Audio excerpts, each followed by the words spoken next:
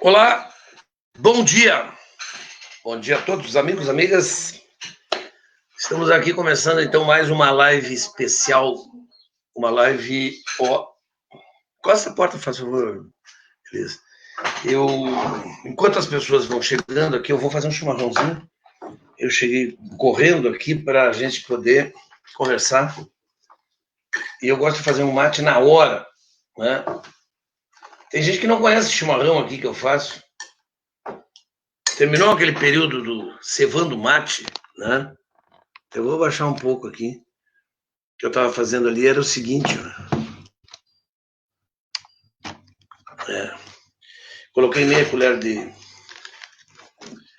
de erva, né? Agora coloco a água. Mas tu não faz? Não começa com água morna? Eu digo, não. Começo com água normal. Não queima a erva? Não. Só que eu não consigo, ó, dá para ver? Dá, ó. Mais ou menos aqui assim, ó, na cintura. Quando começa aquela parte de cima, deu de água, da água daqui para baixo. E aí eu vou colocar a erva em cima. Menos se eu fosse colocar a erva embaixo. Né? Não precisa ser muito, mas também não tão pouco, ó. E aí, então, ok.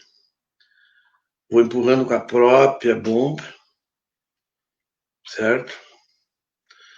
Dá uma ajeitadinha ali e tal, para não cair. Aí,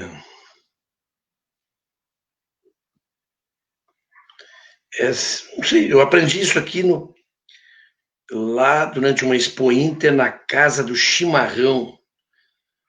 E eles davam até um curso, uma espécie de um curso. Vamos fazer um curso aqui de fazer chimarrão. Né? Ó, dá uma ajeitadinha.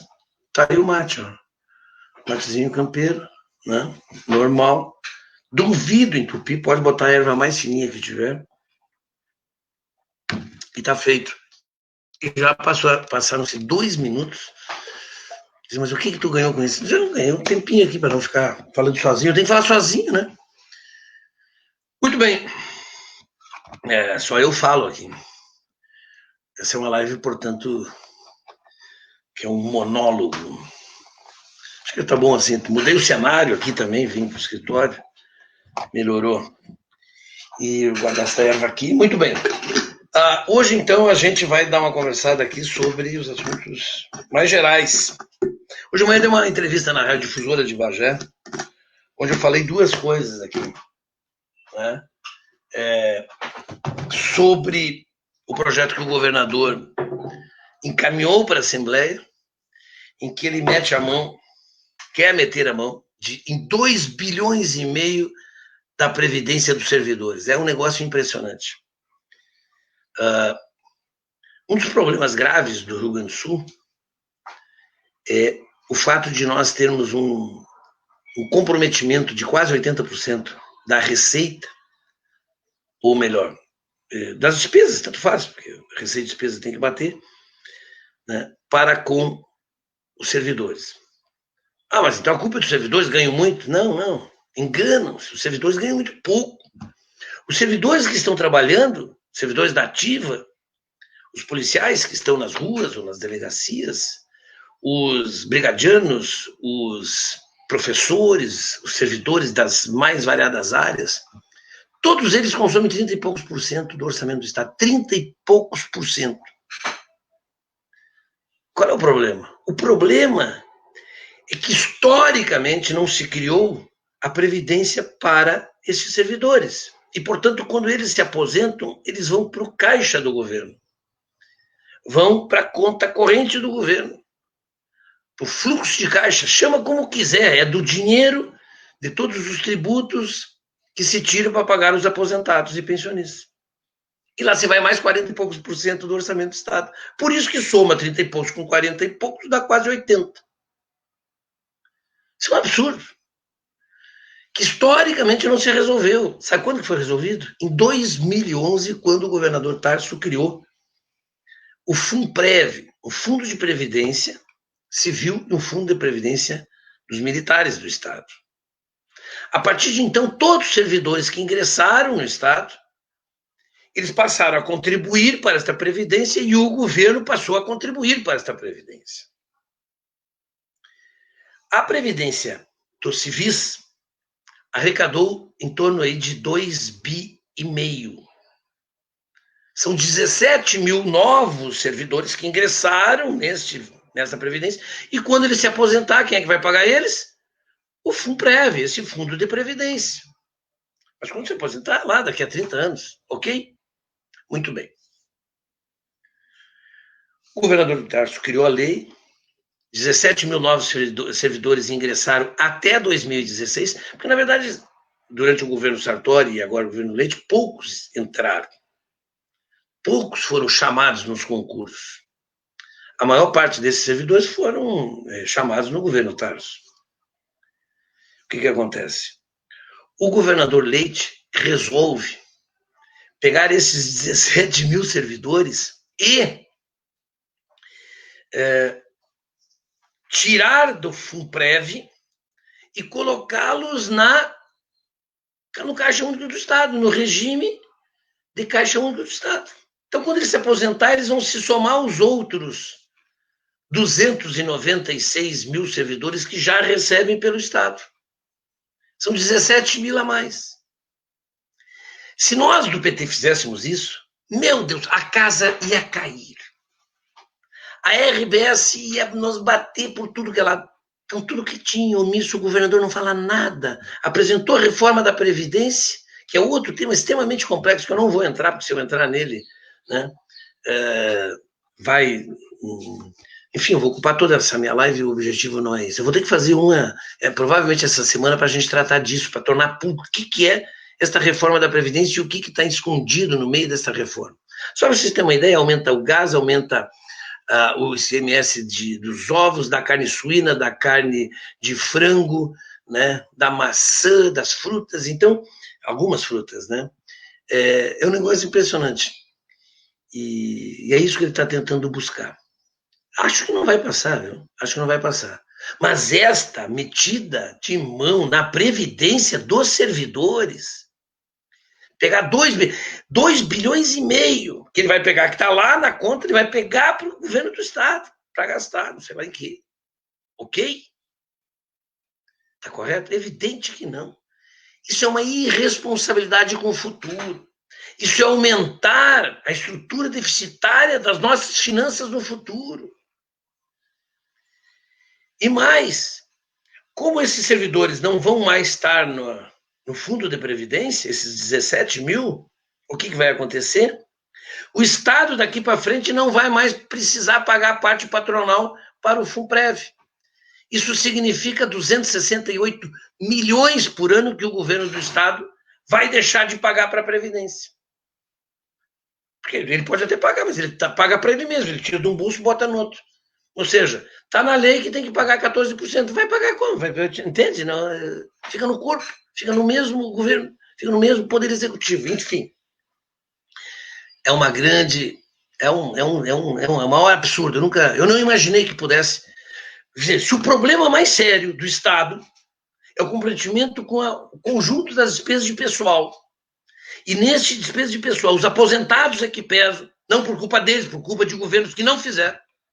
Aí tem governo que fez, o governo Tarso criou a lei e o governo Sartori criou a lei complementar. A lei da aposentadoria complementar, que no meu entendimento veio para melhorar, ok? Então são os dois governos anteriores que resolveram o problema.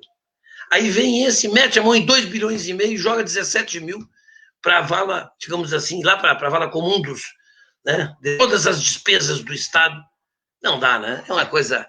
É inacreditável a irresponsabilidade deste governador, que tem um discurso tão bonitinho, né? Um jeitinho tão encantador, mas é o governo mais perverso que nós tivemos.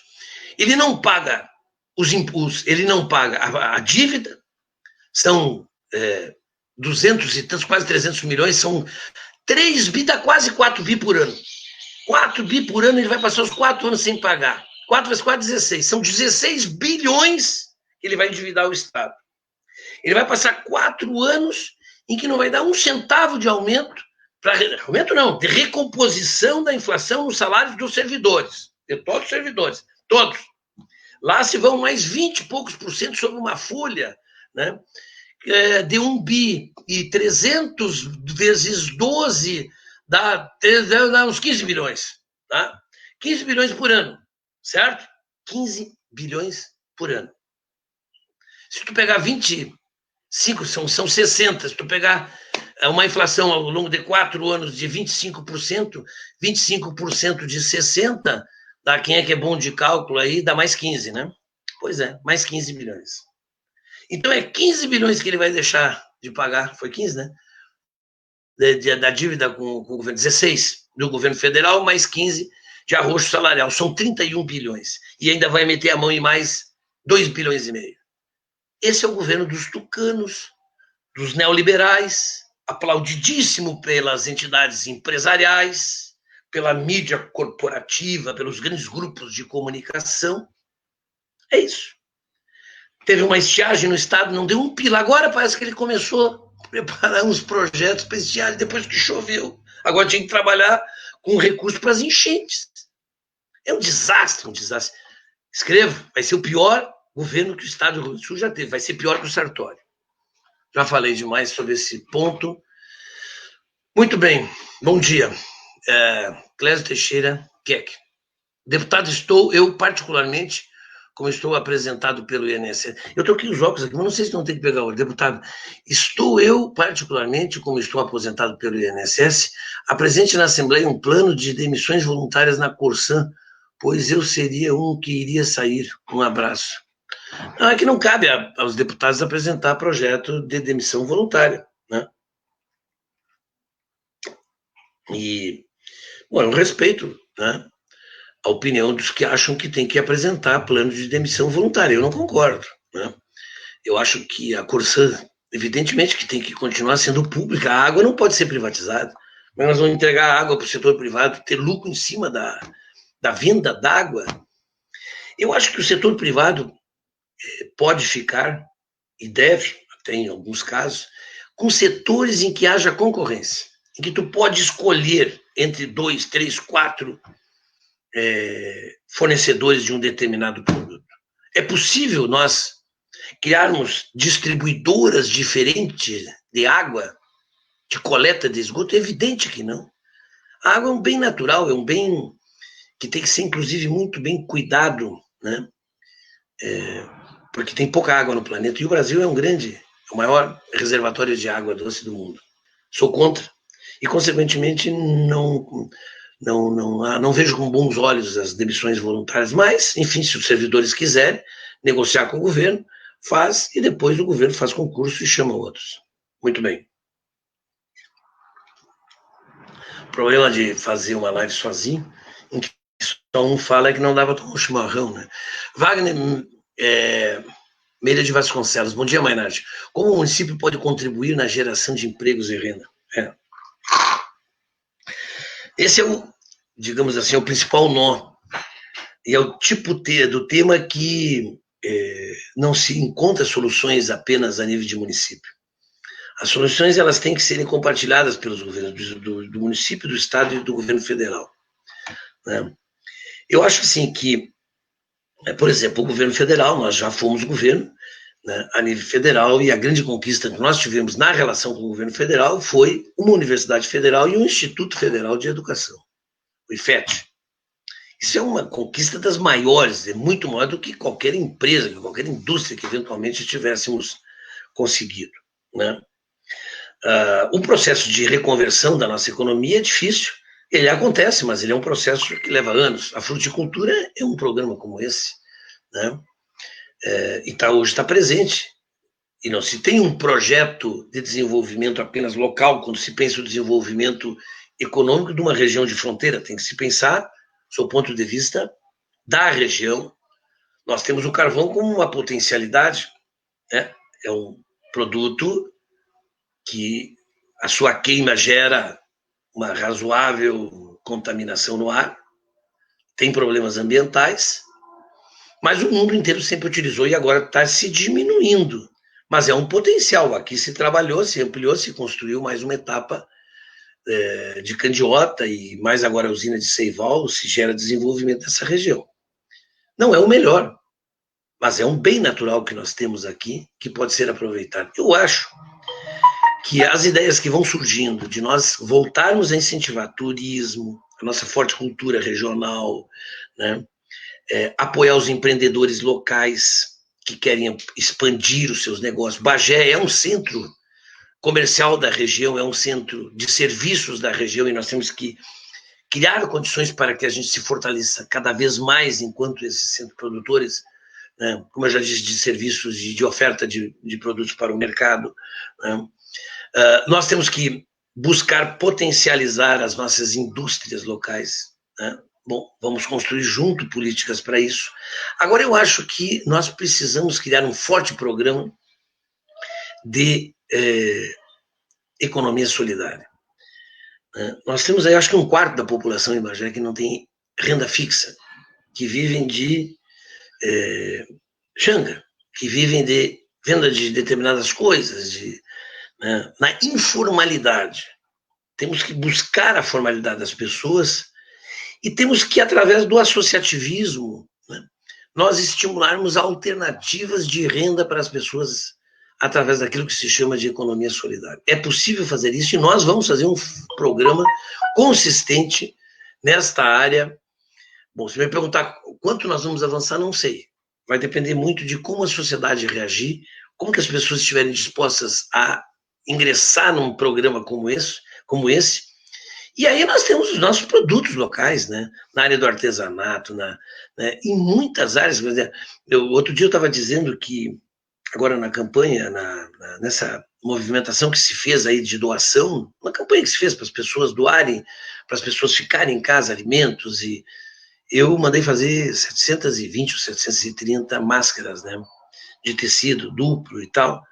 Aí me tinham dito, compra, a farmácia tal tem um preço mais barato. Eu digo, como farmácia? Vamos mandar fazer em Bagé, aí nós fizemos. Foram costureiras de Bagé que fizeram. Uma associação de costureiras, ligadas à Caritas. Por que eu estou dizendo isso? Porque esse é um exemplo de que é possível a gente fazer isso. E é possível trabalhar em muitas áreas. Nós precisamos ter uma política municipal de estímulo, de incentivo, de prospecção de negócios, de capacitação para o associativismo e trabalhar com essas pessoas num projeto de renda e de ocupação que é fundamental. E, claro, ter uma política de atração de investimentos, mas isso não depende só da gente. Isso depende, aí tem ICMS, aí tem estímulos federais, mas nós temos que estar atentos. E chamar as nossas universidades. Hoje nós temos 4 grandes universidades, né? A Urcamp sempre prestou um serviço, a Unipampa tem gente, a UERGS tem gente, o Instituto Federal tem gente, né? E outras universidades novas que estão surgindo na medida que a gente prospectar, assim, que vê que tem muita gente, doutores, e que possam colaborar, a gente tem que chamar para criar um grupo pensante que possa elaborar políticas de desenvolvimento a partir desta realidade, sem grandes imaginações, sem grandes sonhos, digamos assim, que depois não se viabiliza e gera frustração. Bom, Beto Lemos, Jataí. Bom dia, Mainardi. Tem saída e se cola a saída definitiva para o problema do abastecimento de água? Eu já falei aqui, evidente que esse é o tema talvez mais importante da próxima gestão. Eu disse que terei, na minha mesa, assim como eu estou aqui numa mesa, eu terei uma pasta, e na pasta estará o tema da barragem da Arvorezinha. Do primeiro até o dia da inauguração, esse será o principal tema a ser trabalhado pelo prefeito diretamente e pela equipe e pelo governo como um todo. Nós vamos construir a barragem. A gente sabe fazer. Perdão da palavra, mas fui eu que fiz esta movimentação em Brasília, conseguimos o projeto, captamos os recursos e asseguramos. Semana passada eu fiz uma live também com o ex-ministro das Relações Institucionais, depois no governo da Dilma, foi ministro da Saúde, Alexandre Padilha. Foi o homem que pegou o projeto, levou para a ministra Dilma Rousseff, era a ministra-chefe da Casa Civil, era ela que coordenava o PAC, era chamada mãe do PAC, e ele fez todos os argumentos. Eu não fui a Brasília, foi no final do meu governo, foi no dia 30 de dezembro, e ele me ligou, assim que saiu da audiência com a Dilma, ele me disse, Mainardi, despachei com a presidente, era o dia do meu aniversário, ele brincou comigo, me dando os parabéns e dizendo que estava me dando um presente. Na verdade, o presente que ele estava dando era para a Bagé. Era a inclusão da obra da barragem da Arvorezinha no PAC. E é por isso que os recursos estão assegurados até hoje. Porque uma obra, quando entra no PAC, não sai mais, só por decisão judicial. É lei federal. Então, eu quero dizer para todos os amigos de Bagé e amigas, né, que os recursos estão assegurados, nós vamos fazer de imediato o que tiver que fazer, vamos pagar as desapropriações que este atual governo acabou não pagando porque torrou 18 milhões que tinha em caixa quando entrou, né, não sei hoje como é que está, qual é o saldo, mas em fevereiro, quando o Graciano assumiu a direção do DAEB, ele disse, encontro o DAEB de caixa raspado. E quando o Vulmir assumiu, a gente viu ele dizer também, eu tenho jornais, está tudo guardadinho, né? Que ele encontrou 18 milhões de reais. Então eles queimaram 18 milhões. Nós vamos ter que recompor essas finanças, mas ao mesmo tempo nós vamos ir negociando. Isso eu sei fazer. Nós construímos 38 refeitórios, restaurantes todos perto. Nós fizemos tantas coisas, tantas obras em Bagé, em todas as áreas que vamos fazer. Ok? João Lima, prefeito, o senhor pretende resgatar a qualidade das escolas do município, já que o senhor as deixou em nível muito alto e agora estão deixadas de lado? Resgatar a qualidade. Eu, assim, a educação, né, foi o grande tema, né, do nosso governo, quando eu fui prefeito de Bagé. Né, eu me recordo que eu sempre compreendi que o conhecimento ele é fruto de uma política sistêmica. Tudo tem que funcionar. Se uma criança não estiver bem alimentada, por exemplo, vamos voltar lá atrás. Né? Quando eu descobri, por exemplo, que uma criança aprende muito. Onde é que estava o problema? Eu não sei por onde começar. Para só um pouquinho. Vamos de novo. Qual é o grande problema? É perder as nossas crianças para as ruas, para a criminalidade. Eu diria assim: esse talvez seja o principal problema. Qual é o principal problema?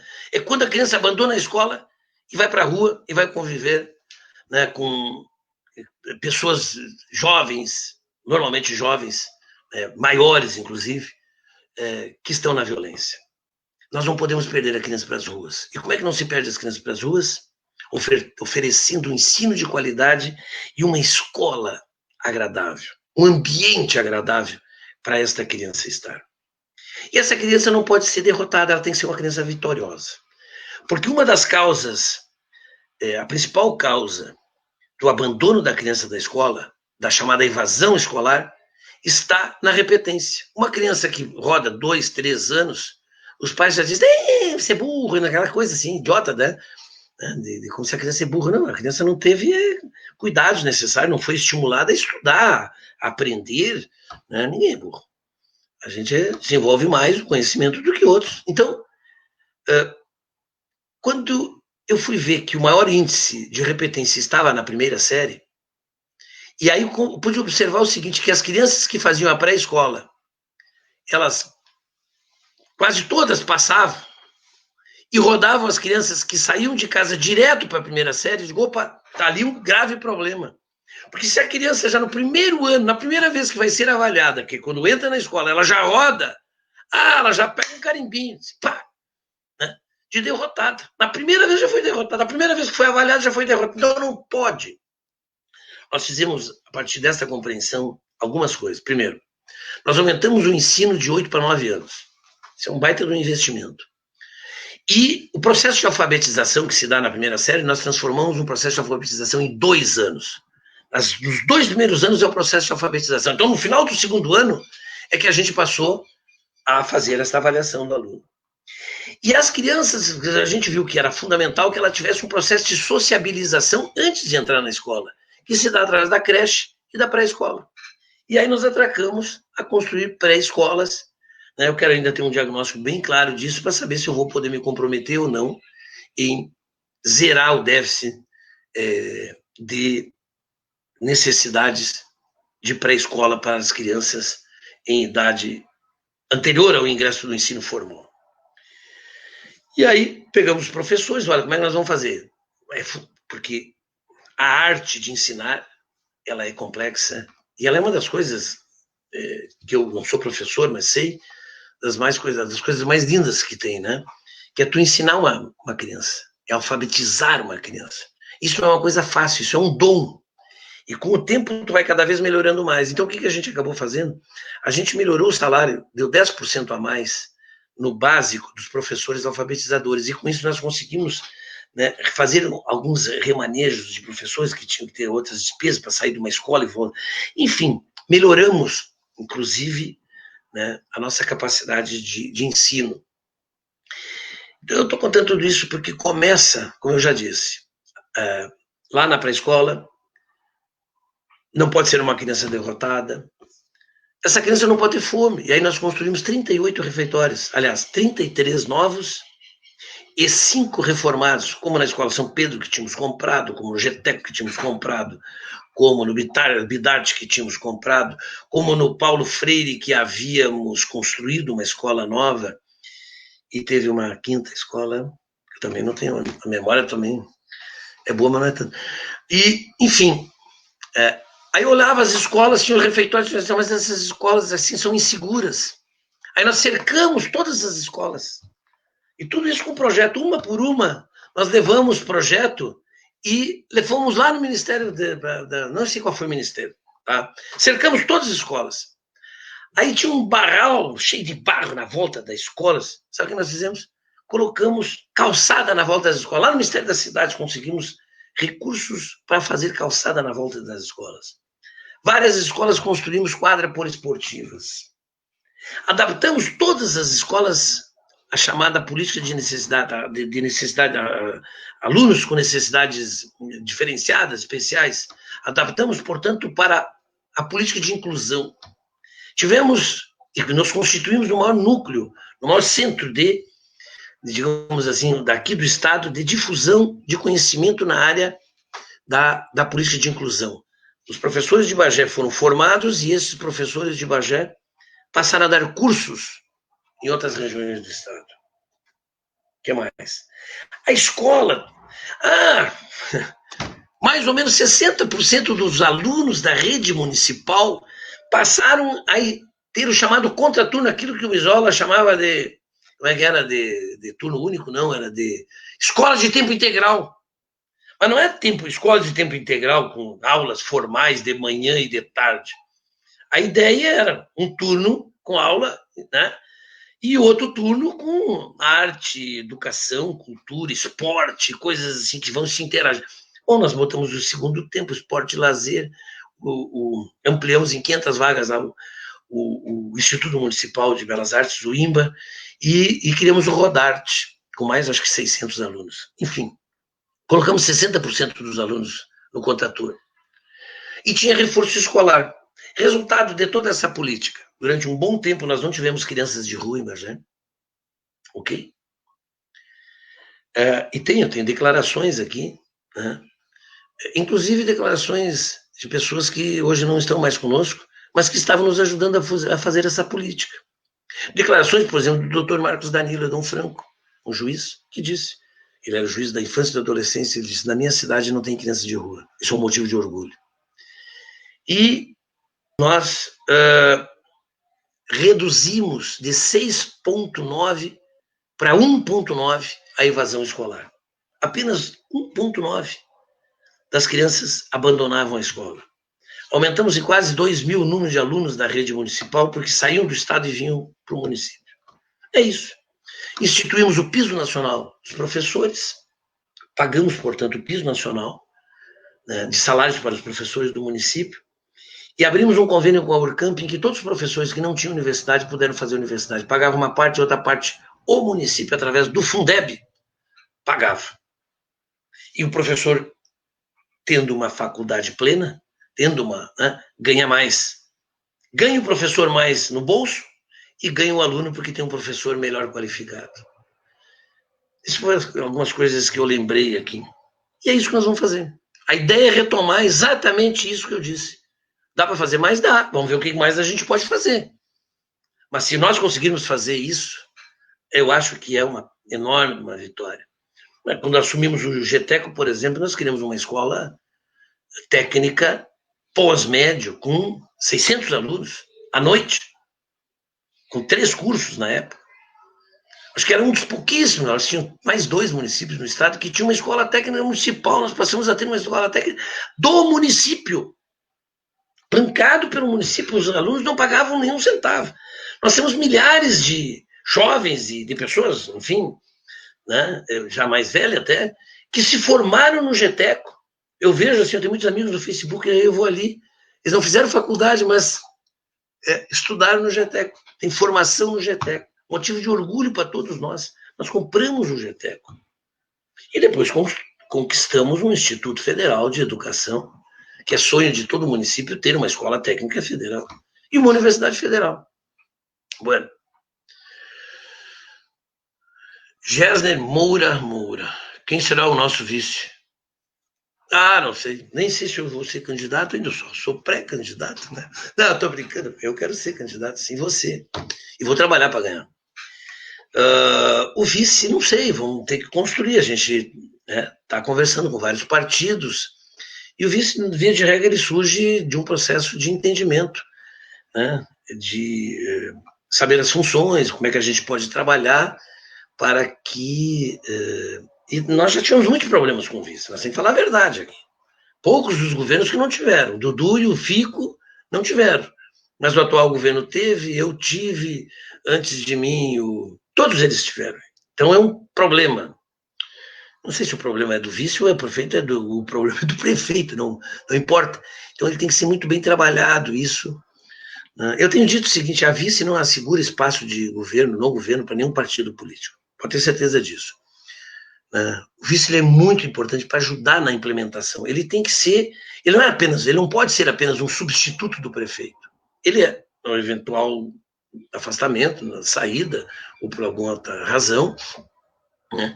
Mas ele tem que ser um outro companheiro de trabalho, de estar junto, não pode ficar lá no final do mês só recebendo salário, né? Como muitos acabam, né? Porque se briga com o prefeito, às vezes o prefeito não dá o que fazer, não dá atividade, não dá tarefas, então é muito ruim, né? Eu tenho certeza que eu não vou, né?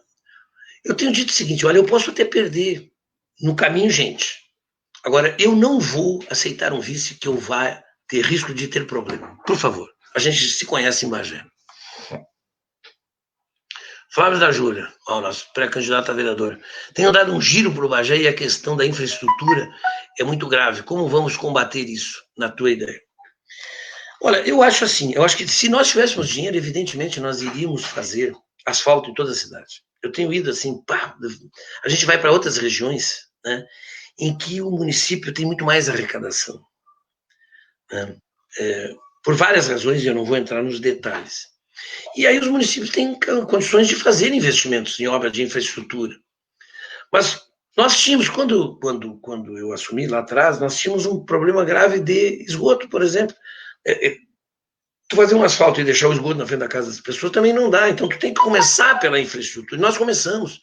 Quando eu saí da prefeitura, nós deixamos recursos, obras feitas, obras em andamento, obras feitas, obras em andamento e recursos assegurados para captar 100% do esgoto de Bagé e para tratar 80%. Uma hora dessa eu tenho que ir lá tirar umas fotos e lá ver aonde que estão as obras e estão paradas e não andam. Nós temos que retomar isso. É como uma casa, tu faz de baixo para cima. Tu não vai querer fazer o telhado, né, ou as janelas, antes de tu fazer as bases, a fundação. Então é de baixo para cima, tu tem que começar pelo saneamento, certo? E saneamento é saúde. Depois tu tem que conduzir as águas pluviais, tu não pode fazer asfalto e deixar as águas também. Então, por isso que é caro. E depois tu chega no asfalto. O ideal é tu conseguir fazer tudo isso junto. Mas uma cidade que tem quase 300 quilômetros de ruas não pavimentadas, imagina, seriam muito 300 quilômetros. Eu não sei quanto está um quilômetro, né, de asfalto na cidade, mas se for, sei lá, se for 500 mil, metade de 1 milhão, daria 150 milhões. É difícil, né? Mas, e o dinheiro não é assim. Então, não joga dinheiro facilmente. Nós temos, quando eu digo que a educação é prioridade, não posso abrir mão da educação, como é que eu vou abrir mão da saúde? Como é que nós vamos deixar de garantir um atendimento qualificado na área da saúde. Então, governar implica opções. E é por isso que nós temos que fazer um governo transparente para conversar com o conjunto da sociedade. Será que lá na periferia, se tiver que fazer uma opção entre tu ter uma escola com qualidade, com alimentação para as crianças, um posto de saúde que funcione, com médico, com enfermeiro, com dentista, com outros auxiliares, com agente comunitário de saúde trabalhando nas casas, com uma política de assistência social voltada para essas pessoas que têm problemas em casa, que possamos orientá-las. Porque quando nós criamos, por exemplo, lá uma política de assistência social com as casas, né, com as casas, com várias, nós criamos vários programas, né, mas nós tínhamos alguns núcleos com psicólogos e assistentes sociais. Me faltou o nome aqui das casas que nós criamos. Por que essas pessoas, junto com os assistentes sociais, a gente identificava nas casas, né? E junto, aliás, com os agentes comunitários, que vão de casa em casa, quantos casos, por exemplo, chegava numa casa, tinha uma pessoa, né, deficiente, cadeirante, né, ou com problemas mentais, atirado no fundo da casa, como se fosse com a família, com vergonha, aquelas coisas horrorosas da vida. E aí começar a trabalhar em cima dessas pessoas, recuperá-las, trazer... Isso é um trabalho de dignidade humana, né? Então, vejam, é uma questão de opção. Uma obra de asfalto é importante. Sob o ponto de vista da promoção pessoal do prefeito, tu pode chegar lá e dizer, eu fiz esse asfalto. Aí tu vai ver a saúde, a qualidade da saúde, não, é horroroso. Tu vai ver educação, é um problema, tu entende? Não tem nem como contratar professor. Tá cheio de contratos emergenciais, não fazem concurso, porque isso vai encarecer a folha e nós precisamos deixar dinheiro para asfalto. Então aí me criticam, talvez eles usem até essas minhas palavras aqui para dizer que eu não vou fazer asfalto. Eu vou fazer. Mas a prioridade são as pessoas. O dia que as pessoas... Né? O Lula, uma vez perguntaram para ele se ele ia fazer, a prioridade dele era nas obras, ou eram as pessoas, ele disse, quando o povo tinha fome, ele tinha dito que criou fome zero, ele disse, o dia que as pessoas comerem cimento e ferro, eu faço obras mais importantes do que garantir renda, Bolsa Família e outros instrumentos para as pessoas terem o que comer. Então, tem prioridade. Bom, mas vamos fazer. Ok. Como é caro, nós temos que garantir primeiro o seguinte, não adianta eu chegar e fazer num bairro uma rua e deixar as outras ruas intransitáveis como nós estamos hoje. Nós temos hoje algumas obras em Bagé que, aliás, são fruto de recursos captados no governo passado. Né? Lá, a Zona Leste, por exemplo, foi o Ronaldo Zucchi, deputado federal, que viabilizou um empréstimo de 30 milhões. Foi feito um pouco, depois pararam, deixaram os bairros lá que iam ter obra sem obra, e foram fazer lá onde já estava também previsto, lá no Dois Irmãos. E lá foi feita a obra, uma importante obra. Ok, feito com recursos que se captou. Em Brasília nós vamos ter que pagar mais adiante, mas não tem problema, isso é assim mesmo. Né? Agora, o que nós precisamos para enfrentar o problema das ruas esburacadas e barro e, né, essa quase intrafegabilidade que nós temos?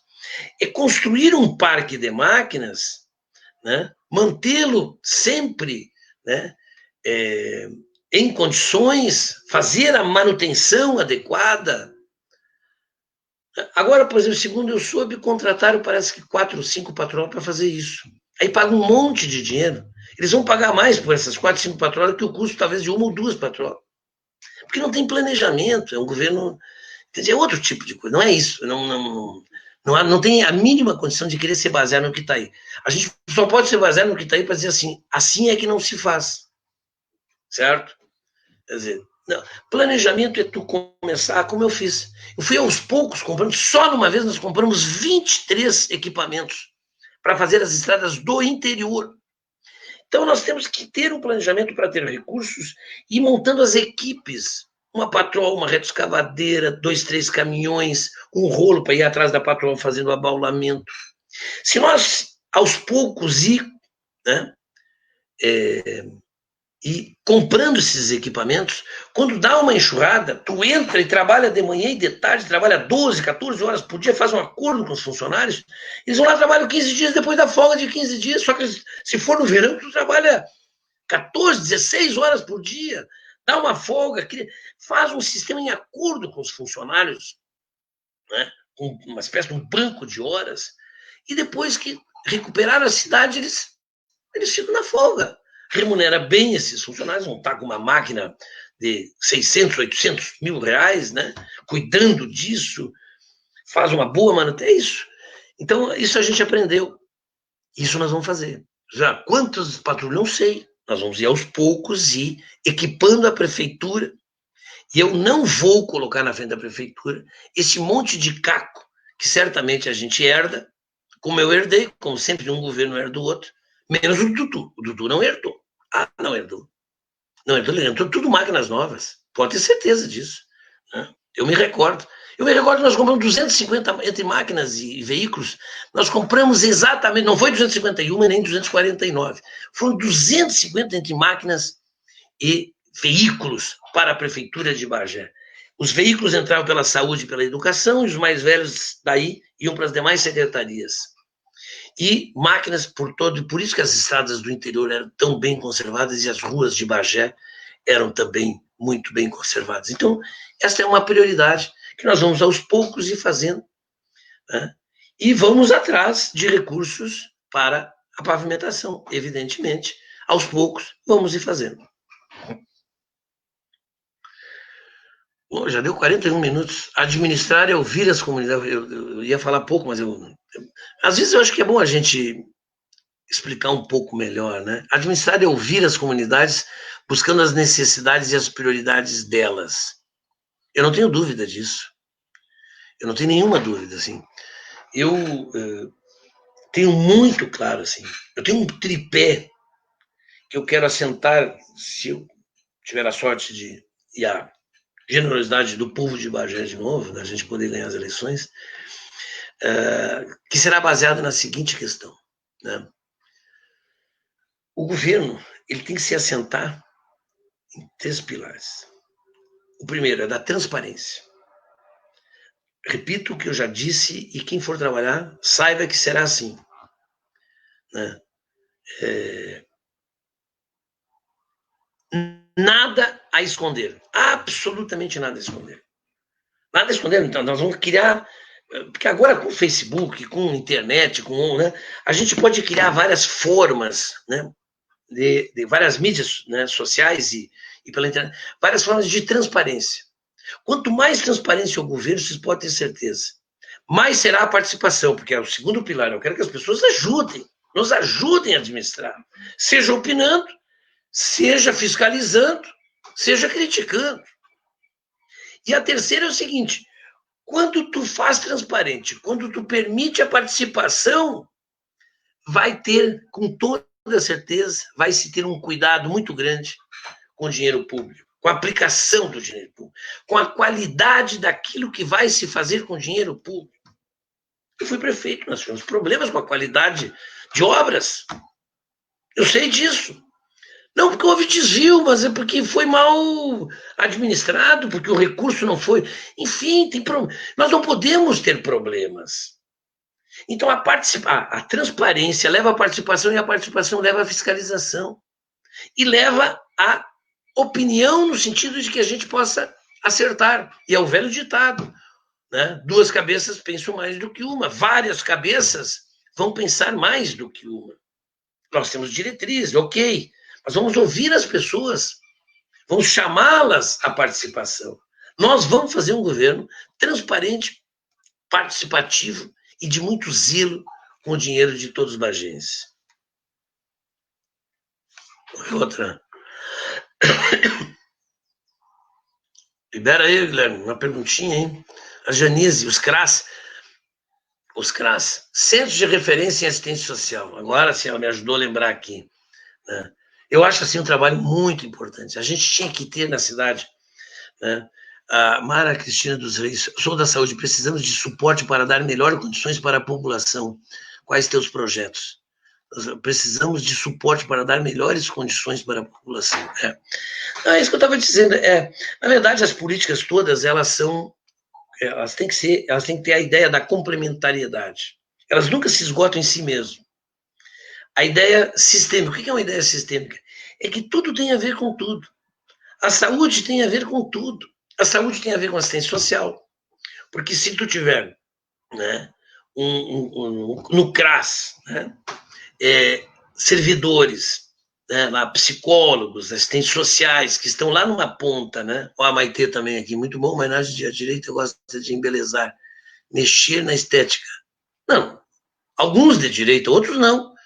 Olha a direita em Bagé, mexer na estética, os nossos prédios, nem pintar eles pintam, os nossos prédios históricos bonitos, não. Isso também não. Eles pintam a casa deles só.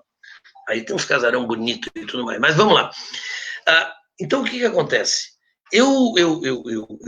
Assim, quando tu olha, né, a situação da saúde, tu vai ver que isso tem a ver com assistência social. A identificação que se pode fazer através de uma profissional da área da assistência social, por exemplo, né? Lá numa casa, identificando um problema de saúde que tem que ser tratado e encaminhado para a unidade básica, é um trabalho complementar. Uma professora, uma orientadora educacional dentro da escola, que vai cuidar das crianças, da família, identificar. Outro dia eu estava falando aqui, não sei quem é que disse aqui na live, acho que foi até, do problema das crianças que não enxergavam. Quando nós vemos falta de óculos, entende? Então nós precisamos, isso é uma política de saúde, nós precisamos de ter ações que se interconectam, que se relacionam. Há uma totalidade, uma criança que está com fome, uma família que tem dificuldades na alimentação das suas, né, tem dificuldades no aprendizado, né? Então, tudo tem a ver, né? Felizmente, eu acho que hoje não falta água, né? Assim, nós não temos, mas a falta d'água é um problema para a família. Então, tudo acaba se interrelacionando. Esta é a ideia, né? Eu já disse a questão da política de saúde, que foi perguntado também. A ideia de fortalecer a atenção básica. Nós estamos vendo a importância da Santa Casa. Eu sou o maior colaborador, eu e o Afonso, né? O outro deputado de Bagé não soube se viabilizou algum centavo para a Santa Casa. Mas eu e o Afonso, sim. O Afonso botou mais de R$1 milhão e eu consegui com os nossos deputados federais R$1,5 milhão. Há poucos dias chegou na Santa Casa 777 mil do deputado Pimenta. A Santa Casa nós temos que ajudar. A gente está vendo a importância do hospital. O hospital universitário nós temos que ajudar, né, a ofertar mais serviços. E os hospitais da nossa região. Muito bem, mas a atenção ou a responsabilidade primeira do município é com a atenção básica, é com o trabalho que se faz na periferia, na identificação das pessoas com doença, no cuidado nas políticas de prevenção.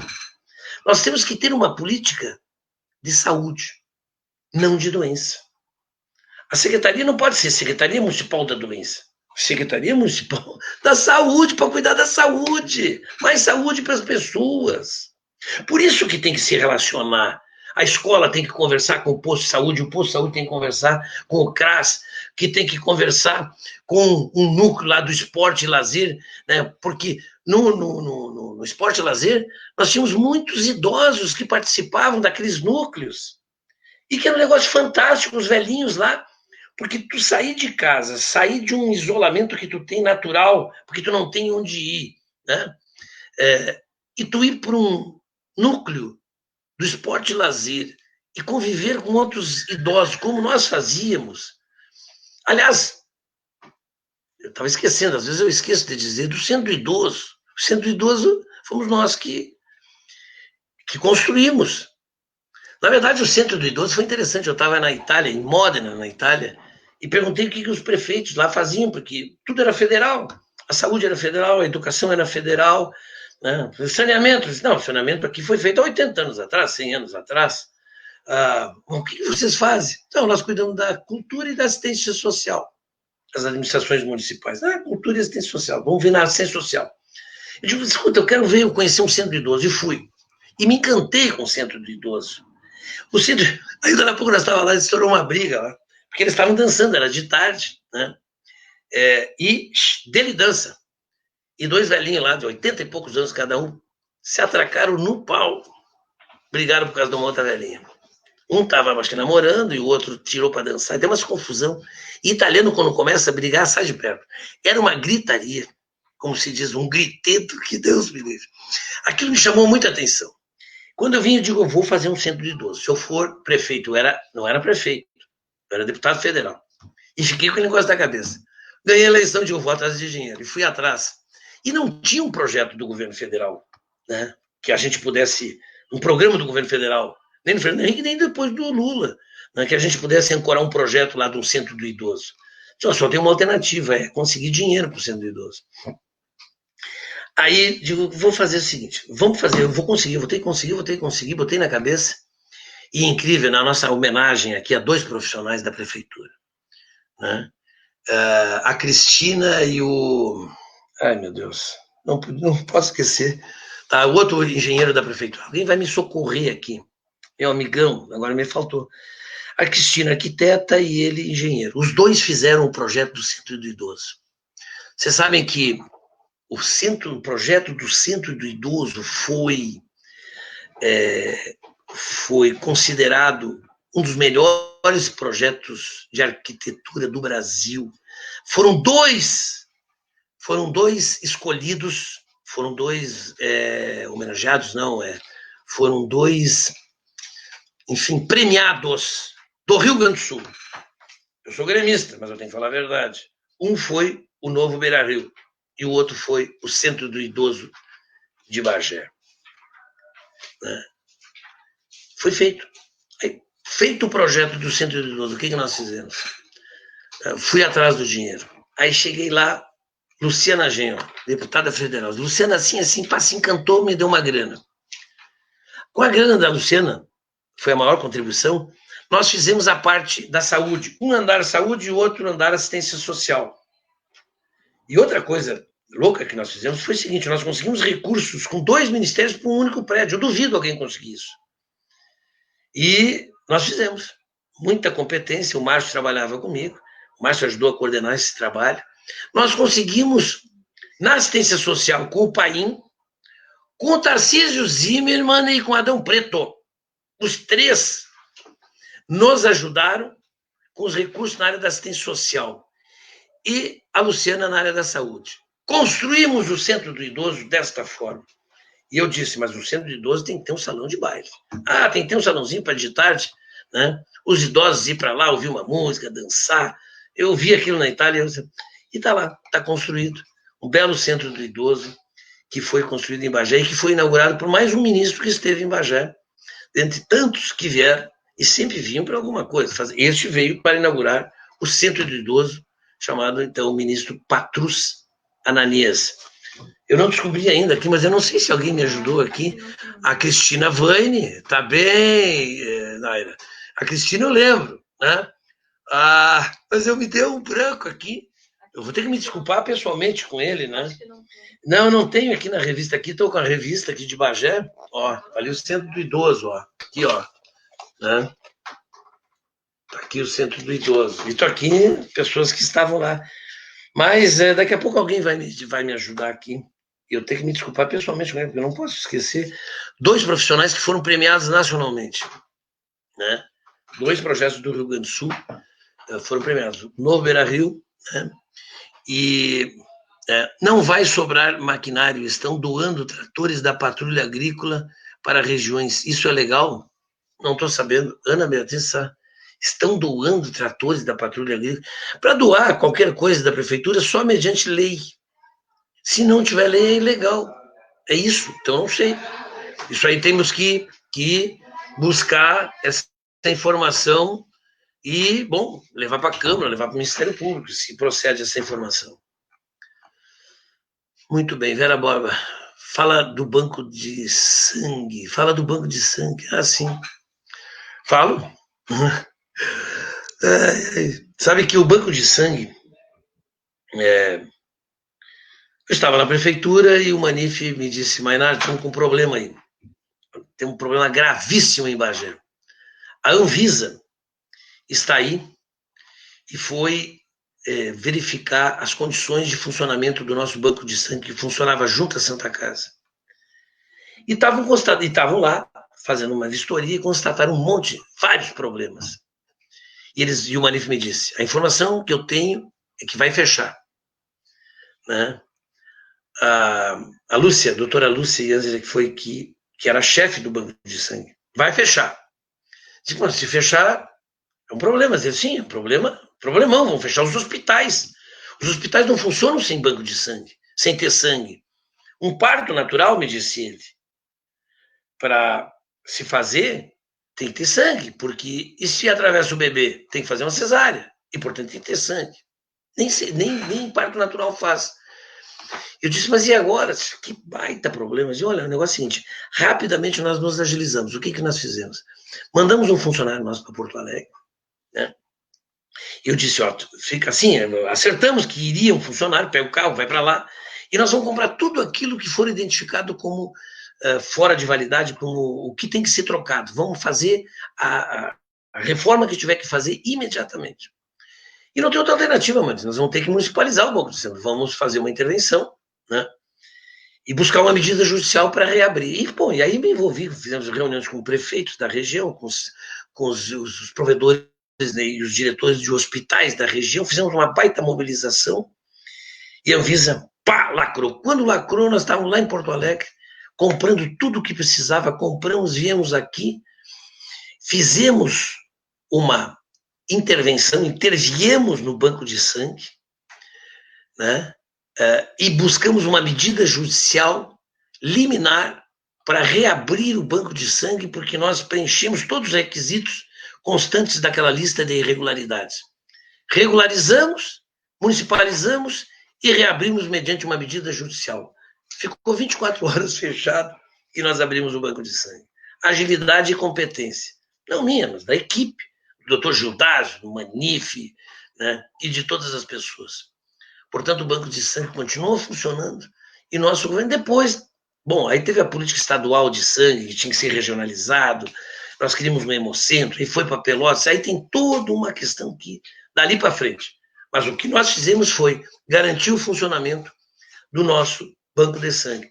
E sabe que um dos problemas que eu tenho, né, dessa ação judicial, tem uma ação judicial, eu, o Manif, o Mário Mena Calil, o Vargas e outros, né,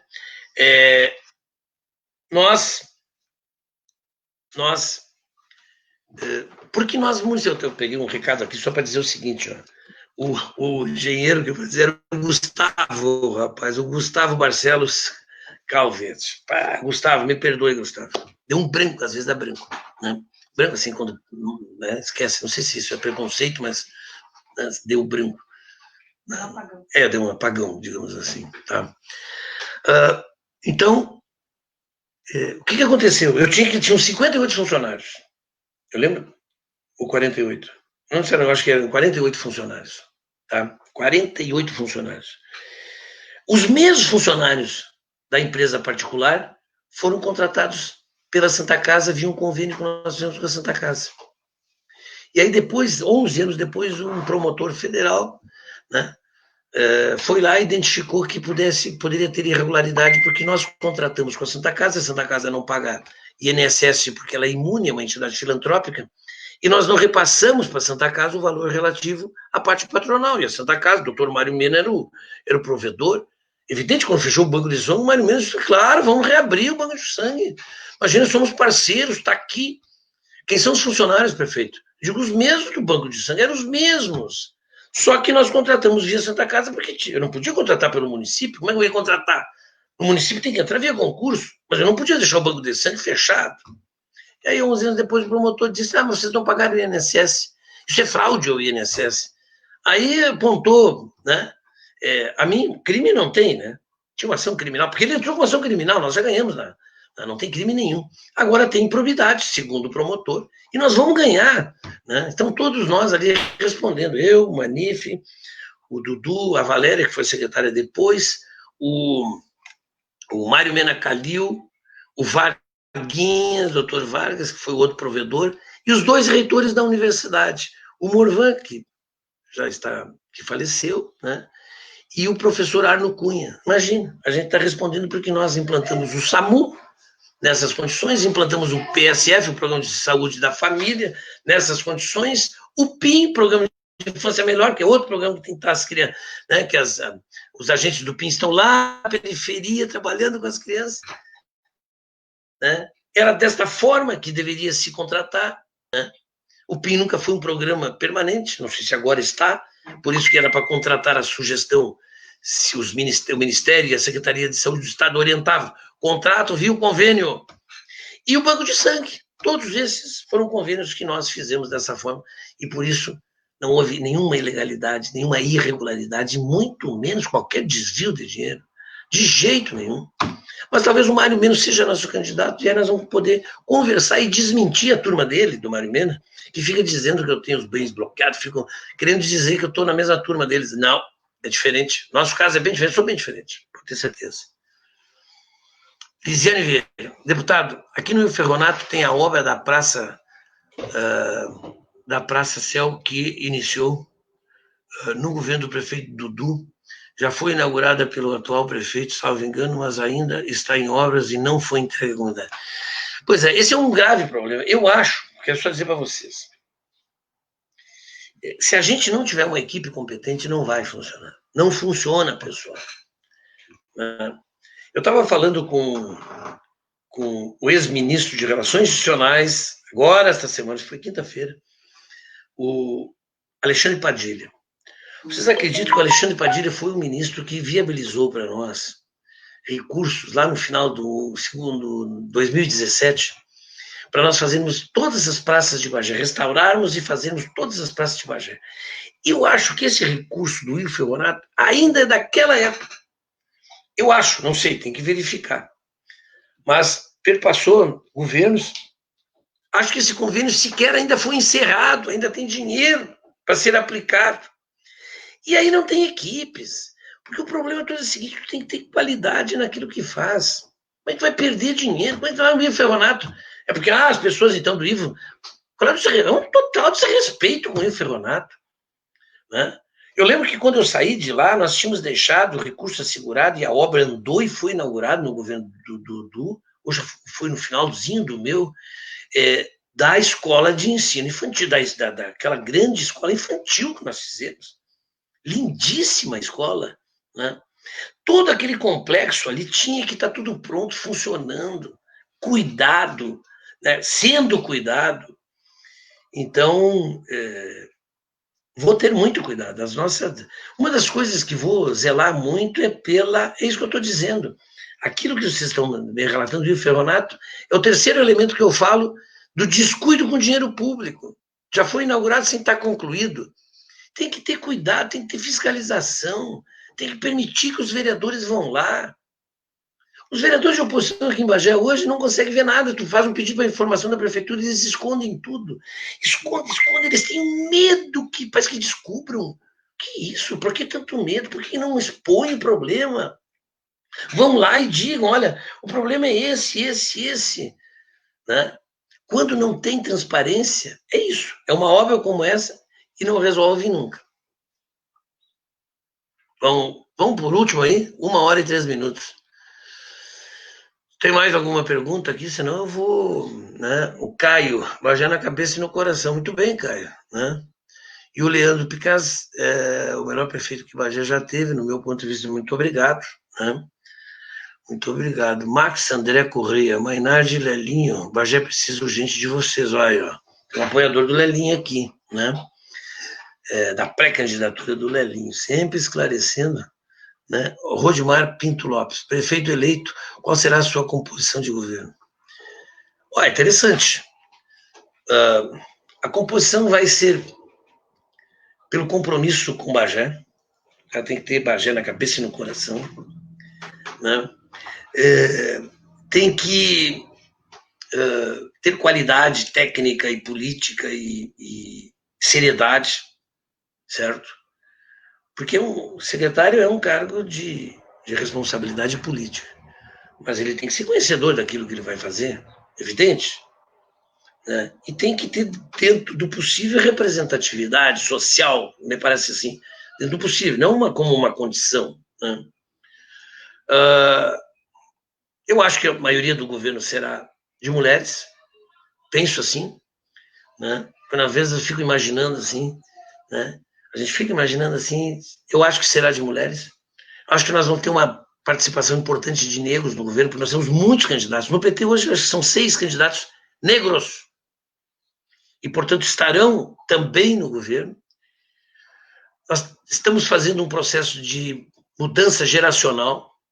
Temos vários também pré-candidatos à Câmara de Vereadores que são jovens, e tem muitos jovens, né, se habilitando. Às vezes eu fico pensando entre uma pessoa mais adulta, mais devagar, mais acomodada, com menos pique, e um jovem, né, que conhece talvez menos porque não tem a experiência do mais adulto, mas que tem um enorme pique. E que, no final de contas, muitas vezes as pessoas vão para a administração pública sem experiência na administração pública. A experiência que tiveram foi lá na vida privada, lá na vida, nos seus negócios, na sua vida lá fora. Claro que a experiência de vida conta. Aí tem um balanço entre a experiência de vida e o pique de quem é jovem quer fazer. Então nós vamos mesclar isso e, portanto, o nosso governo será um governo de cara jovem, começando pelo prefeito. Né? Tá bom? Eu já estou um pouco passado, mas em todo caso, eu quero dizer de espírito jovem, com a vontade. Se todos tiverem a minha vontade, nós vamos fazer um governo igual ao outro. Porque eu sempre tive muita vontade de fazer as coisas e estou com uma vontade imensa. Toda vez que eu me relaciono com Bagé, com as pessoas, com a nossa cidade, eu vejo o que tem que ser feito, me empolgo, fico com muita vontade de fazer as coisas. E isso é que me impulsiona, assim, para que nessa minha pré-candidatura eu possa ir construindo um bom programa de governo, acreditando, né, que o ser humano tem que estar acima de tudo, que nós temos que escolher a vida em defesa da vida. E aquela máxima que eu costumo dizer, a máxima de Jesus Cristo, no meu entendimento, a máxima de Jesus Cristo é o seguinte, né? Quando ele disse, eu sou o caminho, a verdade e a vida, ele nos ensina. Se nós todos formos pelo caminho, nós vamos pelo correto. Pode ser até um pouco mais longo, mas nós não vamos encontrar pedras, espinhos. O atalho, muitas vezes, te leva a surpresas. O caminho é conhecido. Né? Ele disse, eu sou o caminho, a verdade. Fale a verdade. Não minta. Portanto, transparência total.